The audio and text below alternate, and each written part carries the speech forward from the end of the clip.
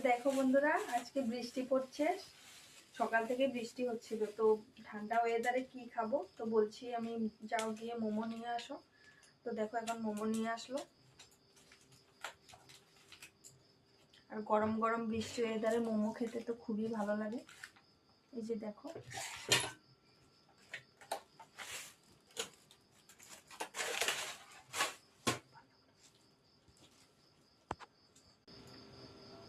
কার কার মোমো খেতে ভালো লাগে অবশ্যই কমেন্টস করে জানিও। বৃষ্টি ওয়েদার হলে, একটু ঠান্ডা ঠান্ডা ওয়েদার হলে মোমোটা খেতে কিন্তু খুবই ভালো লাগে। চলো এখন আমরা খেয়ে নিচ্ছি, চলো।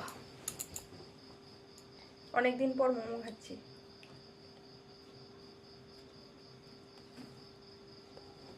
নাও নাও,